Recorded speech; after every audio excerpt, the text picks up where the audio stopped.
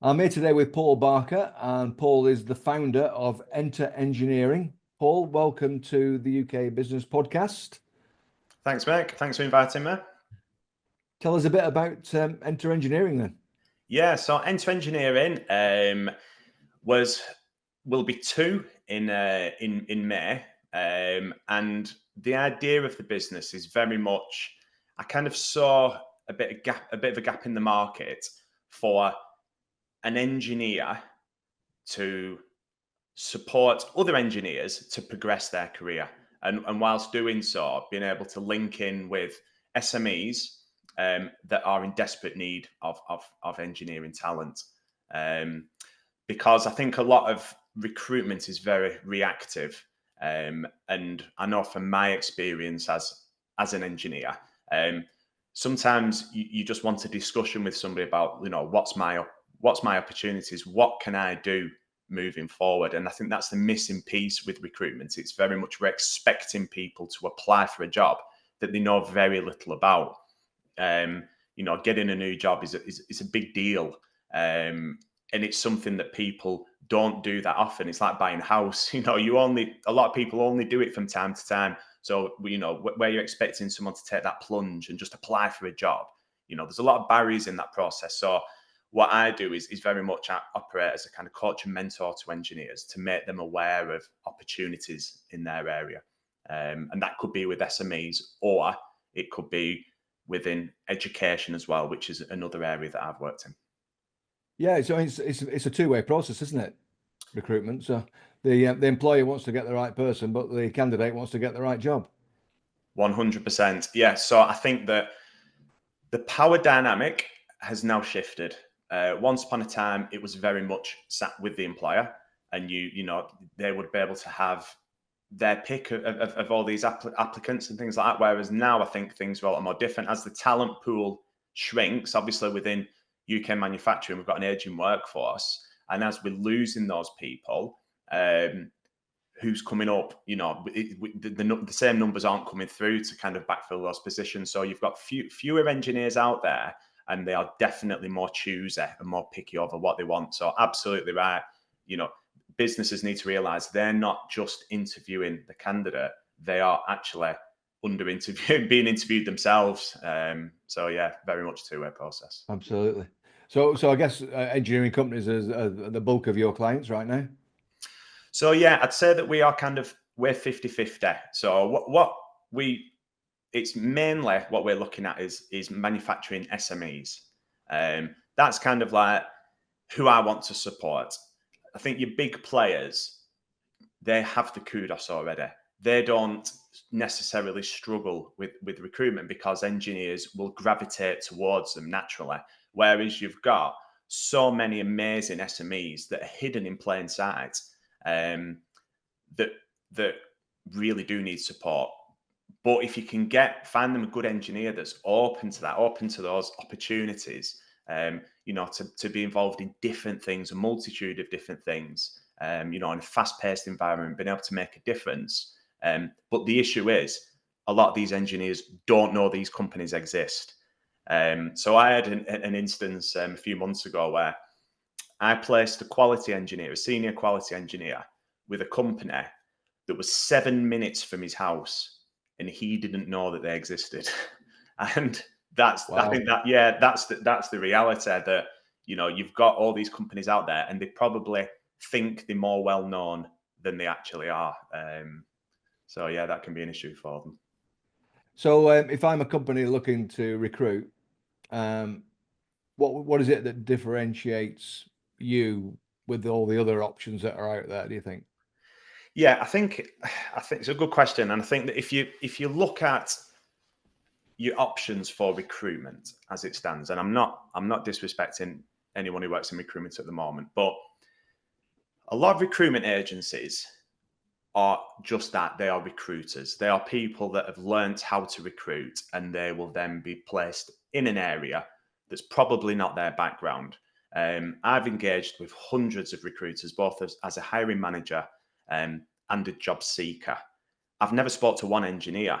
And I think if you have any kind of level of depth to your questions, it's kind of just acknowledge that these people can't answer that. And that is an issue, because what you've got to think is, when we've just kind of like identified that there's a shortage of engineers, then it's really, really important from an employer's perspective that you've got a very strong message going direct to those people, because you've got one opportunity with them. And if it's a wishy-washy message where someone's just reading off a job description and they can't really answer any questions, are you going to convince that person to kind of like apply for that? They're going to think, well, I don't really know what this job is. I've asked some questions, they've not been answered. I'll just stay where I am for now. Thank you. So that's where I differ. I think that as an engineer with 25 years plus experience, and time served engineer, I started as an apprentice toolmaker when I was 16. I understand the sector. And I think that that's really, for me, that is really important. And that gives me the results, not only to sell the opportunity that the employer might have, but also to be able to articulate that with engineers who will speak to me because I'm one of them. So they can talk shop with me, they can ask me questions which I can answer. And yeah, that makes a difference. And that provides clarity and depth of knowledge to prepare them for the interview. Yeah. 100%, because what you've got to remember is there will always be lots of questions. Like if you think of it in terms of buying a house, if someone rang you up and said, right, mate, got this house for sale. It's in an area you're looking in. It's a 4-bed. You want to put an offer in? You'd be like, well, no, I don't want to put an offer in. I need to know lots more about that before you even consider putting an offer in. And I think with recruitment, we're trying to shortcut it. So employers think they can put a job vacancy up online and they're going to attract all these people. Most people, 90% of the people they want to attract, won't have seen that job vacancy, or it will be very generic or ambiguous, or there'll be a lot of mention about unimportant things. So yeah, they need a lot more information, 100%, before they're ready to even consider applying. Yeah. So, Paul, things are going well. What does the future look like? So yeah, I think the future for engineering is very bright. So currently got myself and 2 staff looking to expand, and really looking to get into SMEs, within the Northwest. That's what we're targeting initially, just to really help them come up with strategic, creative recruitment processes which enable them to attract people into the business. It's not rocket science. It's not a massive shift from, in terms of what they're already doing. In a sense, it's just joining it all up to make a very attractive package, which when you present that to a local engineer, they think, wow, this sounds interesting. I want to hear more. So that's the goal. Good. And along the way, in the couple of years you've been running the business, what have been the learnings for you, Paul? I think when I started the business, I thought, right, imagine this, an engineer having a recruitment business. Everyone in the land's going to sign up. And what I quickly realized is people do not like recruitment. They don't want to engage with recruiters always. And I think some of it is just down to really bad experiences in the past.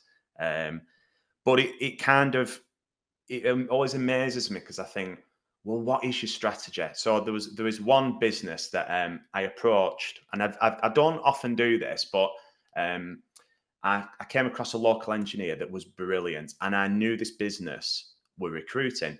So I contacted them and said, look, I've got someone here 2 minutes from where you are. Brilliant. This is what they're looking for. I know that you need this. Do you fancy chatting with him? Sorry, we don't use recruiters. And I'm like, but I've got someone here, and you've got all these vacancies. And do you not want to have a chat with him? No, we have a bad, our policies. We don't use recruiters. And I'm like, so how are you going to fill these vacancies? Do you know what I mean? And you kind of, a lot of these employers they don't have a plan. It's like the definition of insanity. Let's just keep doing the same thing and expecting that things change. So I think that's been the biggest eye opener, has been that the model is broken for me, and it needs a disrupt, and it needs a fresh approach. But there's employees are busy, but being busy can't be an excuse to not commit to bringing good people into your business. Absolutely, yeah. And if you could start all over again, Paul, what might you do differently? Oof, if I could start again, what would I do differently? I don't think anything, because I think the nature of starting a business is you learn from your mistakes, and that's the good thing about a business. You've got to flex. You've got to kind of pivot, and you've got to go where you need to go, and you don't know that until you just go and do it. So I think that, the first 2 years I've got it off the ground. It's a profitable business. I've got staff. I'm kind of delighted where how far I've got with it, but also I've got a very strong mission as well, and I've got vision and values behind it, and I'm doing it with integrity, which I think is really important. So trying to put a bit of belief back into recruitment, and hopefully my clients do come back to me. I've got really good working relationships, and there's a lot of them who work exclusively with me. So yeah, I wouldn't change anything, I think, is the answer. Brilliant. All the learnings have made you what you are today. Absolutely. Fantastic. Thank you very much, Paul, and I wish you all the best. Cheers, mate.